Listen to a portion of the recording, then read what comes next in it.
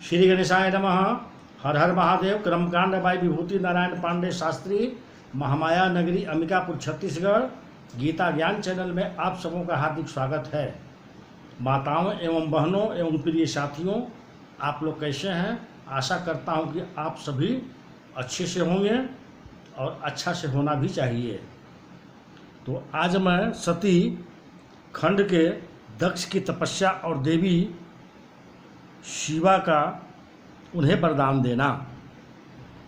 नारद जी ने पूछा, पूज्य पिताजी, दृढ़ता पूर्वक उत्तम व्रत पालन करने वाले दक्ष ने तपस्या करके देवी से कौन सा वर प्राप्त किया तथा वे देवी किस प्रकार दक्ष की कन्या हुई? ब्रह्मा जी ने कहा, नारद तुम धन्य हो। इन सभी मुनियों के साथ भक्ति पूर्वक इसे प्रसंग सुनो। मेरी आज्ञा पाकर उत्तम बुद्धि वाले महाप्रजापति दक्ष ने क्षीर सागर के उत्तम तट पर स्थित हो देवी जगदम्बिका को पुत्री के रूप में प्राप्त करने की इच्छा तथा उनके प्रत्यक्ष दर्शन की कामना लिए उन्हें हृदय मंदिर में विराजमान करके तपस्या प्रारंभ की। दक्ष ने मन को संयम में रखकर दृढ़तापूर्वक कठोर व्रत का पालन करते हुए शौच संतोषादि नियमों से युक्त हो 3000 दिव्य वर्षों तक तप किया। वे कभी जल पीकर रहते, कभी हवा पीते और कभी सर्वथा उपवास करते थे। भोजन के नाम पर कभी सूखे पत्ते चबा लेते थे। मुनिश्रेष्ठ नारद तदंतर यम नियमादि के युक्त हो जगदम्बा की पूजा में लगे हुए दक्ष को देवी शिवा ने प्रत्यक्ष दर्शन दिया। जगन्मयी जगदम्बिका प्रत्यक्ष दर्शन पाकर प्रजापति दक्ष ने अपने आप को कृत माना। वे कालिका देवी सिंह पर आरूढ़ थी। उनकी अंग कांति श्याम थी, मुख बड़ा ही मनोहर था। वे 4 भुजाओं से युक्त थी और हाथों में वरद, अभय, नील कमल और खड़ग धारण किए हुए थी। उनकी मूर्ति बड़ी मनोहारिणी थी। नेत्र कुछ लाल थे। खुले हुए केश बड़े सुंदर दिखाई देते थे। उत्तम प्रभा से प्रकाशित होने वाली उन जगदम्बिका को भली भांति प्रणाम करके दक्ष विचित्र वचनावलियों द्वारा उनकी स्तुति करने लगी। दक्ष ने कहा, जगदम्ब, महामाये, जगदीशे, महेश्वरी, आपको नमस्कार है। आपने कृपा करके मुझे अपने स्वरूप का दर्शन कराया है। भगवती आधे मुझ पर प्रसन्न होइए। शिव रूपिणी प्रसन्न होइए। भक्त वरदायिनी प्रसन्न होइए। जगन्नमाये, आपको मेरा नमस्कार है। ब्रह्मा जी कहते हैं, उन्हें संजत चित्त वाले दक्ष के इस प्रकार स्तुति करने पर महेश्वरी शिवा ने स्वयं ही उनके अभिप्राय को जान लिया तो भी दक्ष से इस प्रकार कहा, दक्ष, तुम्हारी इस उत्तम भक्ति को मैं बहुत संतुष्ट हूँ। तुम अपना मनोवांछित वर मांगो। तुम्हारे लिए कुछ भी आदेय नहीं है। जगदम्बिका की यह बात सुनकर प्रजापति दक्ष बहुत प्रसन्न हुए और उन शिवा को बारंबार प्रणाम करते हुए बोले। दक्ष ने कहा, जगदम्ब, महामाये, यदि आप मुझे वर देने के लिए उद्धत हैं तो मेरी बात सुनिए और प्रसन्नतापूर्वक मेरी इच्छा पूर्ण कीजिए।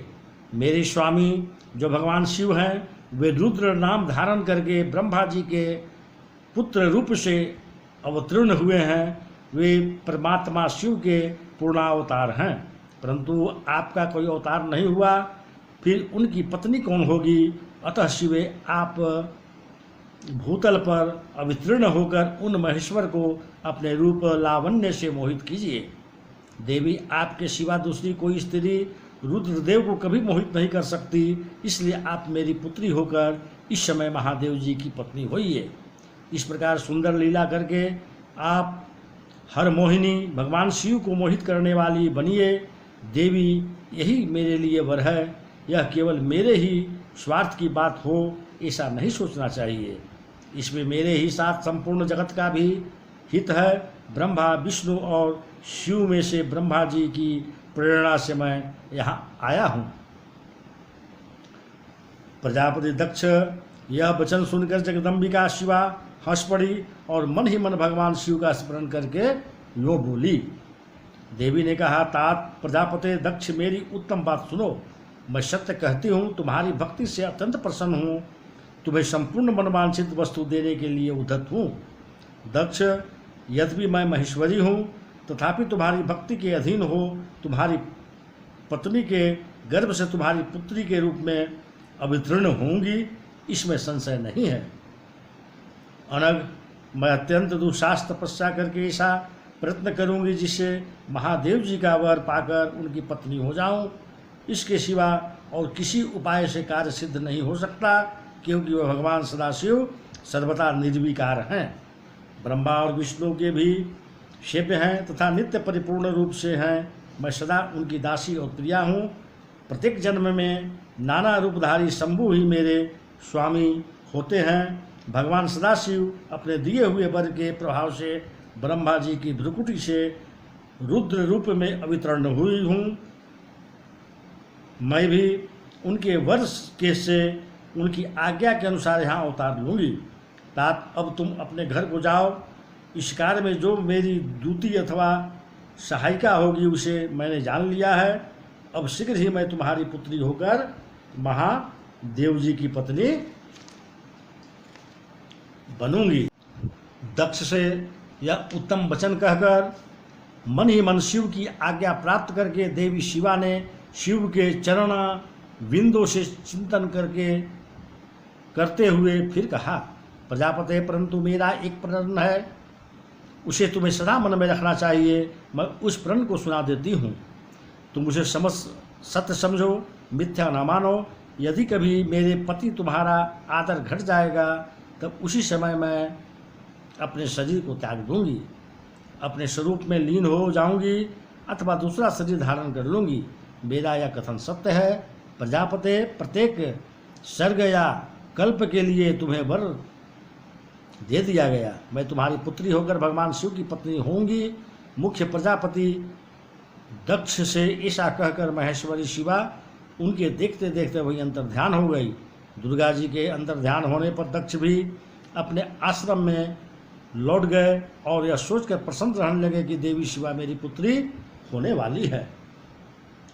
ब्रह्मा जी कहते हैं, नारद, प्रजापति दक्ष अपने आश्रम पर जाकर मेरी आज्ञा पा हर्ष भरे मन से नाना प्रकार की मानसिक सृष्टि करने लगा।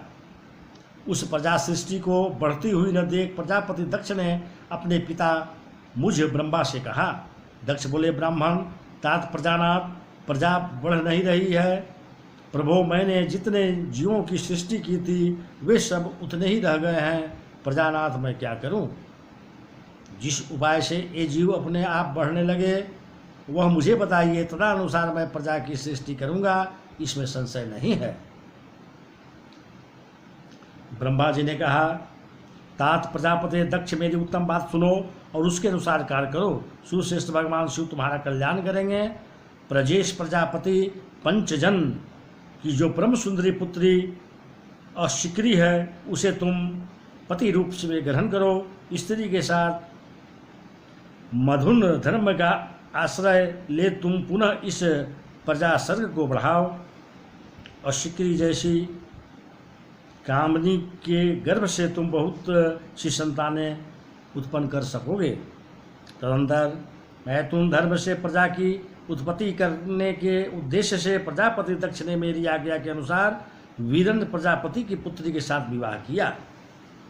अपनी पत्नी वीरणी के गर्भ से प्रजापति दक्ष ने 10,000 पुत्र उत्पन्न किए, जो हर्यश्व कहलाए। मुने वे सब के सब पुत्र समान धर्म का आचरण करने वाले हुए।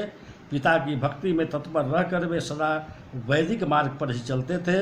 एक समय पिता ने उन्हें प्रजा की सृष्टि करने का आदेश दिया। तब वे सभी दाक्षयन नामधारी पुत्र सृष्टि के उद्देश्य से तपस्या करने लगे। पश्चिम दिशा की ओर गए। वहाँ नारायण सर नामक परम पावन तीर्थ है, जहाँ दिव्य सिंधु नद पर और समुद्र का संगम हुआ है।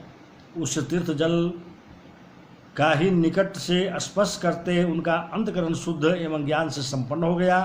उनकी आंतरिक मल राशि धुल गई और वे परमहंस धर्म में स्थित हो गए। दक्ष के वे सभी पुत्र पिता के आदेश में बंधे हुए थे, अतः मन को सुस्थिर करके प्रजापति बुद्धि के लिए वहाँ तप करने लगे। वे सभी सत्पुरुषों में श्रेष्ठ थे। नारद, जब तुम्हें पता लगा कि हर्यश्वगण सृष्टि के लिए तपस्या कर रहे हैं तब भगवान लक्ष्मीपति के हार्दिक अभिप्राय को जानकर तुम स्वयं उनके पास गए और आदरपूर्वक यूँ बोले, दक्षपुत्र हर्यश्रवगण, तुम लोग पृथ्वी का अंत देखे बिना सृष्टि रचना करने के लिए कैसे उद्धत हो गए। ब्रह्मा जी कहते हैं, नारद हर्यश्र आलस्य से दूर रहने वाले थे और जन्म काल से ही बड़े बुद्धिमान थे। वे सब के सब तुम्हारा उपयुक्त कथन सुनकर स्वयं उस पर विचार करने लगे। उन्होंने यह विचार किया कि जो उत्तम शास्त्र रूपी पिता के निवृत्ति पर के आदेश को नहीं समझता, वह केवल रज आदि गुणों पर विश्वास करने वाला पुरुष सृष्टि निर्माण का कार्य कैसे आरंभ कर सकता है। ऐसा निश्चय करके वे उत्तम बुद्धि और एक चित्त वाले दक्ष कुमार नारद को प्रणाम और उनकी परिक्रमा करके इसे पथ पर चले गए, जहाँ जाकर कोई वापस नहीं लौटता। नारद, तुम भगवान शंकर के मन हो और मुने, तुम समस्त लोगों में अकेले विचरा करते हो। तुम्हारे मन में कोई विकार नहीं है, क्योंकि तुम सदा महेश्वर की मनोवृत्ति के अनुसार ही कार्य करते हो। जब बहुत समय बीत गया, तब मेरे पुत्र प्रजापति दक्ष को यह पता लगा कि मेरे सभी पुत्र नारद से शिक्षा पाकर नष्ट हो गए, मेरे हाथ से निकल गए। इससे उन्हें बड़ा दुख हुआ। वे बार बार कहने लगे, उत्तम संतानों का पिता होना सुख का ही स्थान है, क्योंकि श्रेष्ठ पुत्रों के बिछुड़ जाने से पिता को बड़ा कष्ट होता है। शिव की माया से मोहित होने से दक्ष को पुत्र वियोग के कारण बहुत शोक होने लगा। तब मैंने आकर अपने बेटे दक्ष को बड़े प्रेम से समझाया और संतानादि दैव का विधान प्रबल होता है इत्यादि बातें बताकर उनके मन को शांत किया। मेरे संताना देने पर दक्ष पुनः पंचजन्य कन्या और शिक्री के गर्भ से शबलाश्रव नाम के एक सहस्त्र पुत्र उत्पन्न हुए। पिता का आदेश पाकर वे पुत्र भी प्रजा सृष्टि के लिए दृढ़तापूर्वक प्रतिज्ञा पालन का नियम ले उसी स्थान पर गए जहाँ उनके सिद्धि को प्राप्त हुए। बड़े भाई गए थे। नारायण सरोवर के जल का स्पर्श होने मात्र से उनके सारे पाप नष्ट हो गए। अंतकरण में शुद्धता आ गई और उत्तम व्रत के पालन शाबलाश्रव ब्रह्मा का जप करते हुए वहाँ बड़ी भारी तपस्या करने लगे।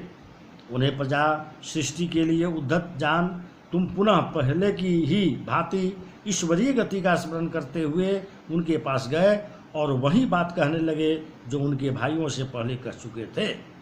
मुने, तुम्हारा दर्शन अमोघ है, इसलिए तुम्हें उनको भी भाइयों को ही मार्ग दिखाना। अतएव वे भाइयों को ही पथ पर उधर्व गति को प्राप्त हुए। उसी समय प्रजापति दक्ष को बहुत से उत्पात दिखाई दिए। इनसे मेरे पुत्र दक्ष को बड़ा विस्मय हुआ और वे मन ही मन दुखी हुए। फिर उन्होंने पूर्ववत तुम्हारी ही करतूत से अपने पुत्रों का नाश हुआ सुना। इससे उन्हें बड़ा आश्चर्य हुआ। वे पुत्र शोक से मूर्छित हो अत्यंत कष्ट का अनुभव करने लगे। फिर दक्ष ने तुम पर बड़ा क्रोध किया और कहा, यह नारद बड़ा दुष्ट है। दैववश उसी समय तुम दक्ष पर अनुग्रह करने के लिए वहाँ आ पहुँचे। तुम्हें देखते ही शोकावेश से युक्त हुए दक्ष के ओठ रोष से फड़कने लगे। तुम्हें सामने पाकर वे धिक्कारने और निंदा करने लगे। दक्ष ने कहा, ओ नीच, तुम्हें यह क्या किया? तुमने झूठ मूठ साधुओं का बाना पहन रखा है। इसी के द्वारा ठग कर हमारे भोले भाले बालकों को जो तुमने भिक्षुओं का मार्ग दिखाया है, यह अच्छा नहीं किया। तुम निर्दय और शठ हो, इसलिए तुमने हमारे इन बालकों को जो अभी ऋषि श्रीण, देव श्रीण और पितृ श्रीण से मुक्त नहीं हो पाए थे, लोक और परलोक दोनों की श्रेय का नाश कर डाला। जो पुरुष इन तीनों श्रीणों को उतारे बिना ही मोक्ष की इच्छा मन में लिए माता पिता को त्याग कर घर से निकल जाता है, सन्यासी हो जाता है, वह अघोत गति को प्राप्त होता है। तुम निर्दय और बड़े निर्लज हो, बच्चों की बुद्धि में भेद पैदा करने वाले हो और अपने सुयश को स्वयं ही नष्ट कर रहे हो। मूढ़मते, तुम भगवान विष्णु के पार्षदों में व्यर्थ ही घूमते फिरते हो। अथमाधम, तुमने बारंबार मेरा मंगल किया है, अतः आज से तीनों लोकों में विचरते हुए तुम्हारा पैर कहीं स्थिर नहीं रहेगा, अथवा कहीं भी तुम्हें ठहरने के लिए स्थिर ठौर ठिकाना नहीं मिलेगा। नारद, यद्यपि तुम साधु पुरुषों द्वारा सम्मानित हो, तथापि उस समय दक्ष ने शोकवश तुम्हें वैसा शाप दिया। वे ईश्वर की इच्छा को नहीं समझ सके। शिव की माया ने उन्हें अत्यंत मोहित कर दिया था। तुमने उस शाप को चुपचाप ग्रहण कर लिया और अपने चिंतन में विकार नहीं आने दिया। यही ब्रह्माभाव है। ईश्वर कोटि के महात्मा पुरुष स्वयं शाप को मिटा देने में समर्थ होने पर भी उसे सह लेते हैं। तो आज मैं यहीं अपनी वाणी को विराम लेता हूँ। यदि आप लोगों को वीडियो अच्छा लगा होगा तो इसे लाइक कीजिएगा, सब्सक्राइब कीजिएगा, शेयर कीजिएगा और कमेंट बॉक्स में हर हर महादेव लिखना नहीं भूलिएगा। नमस्कार।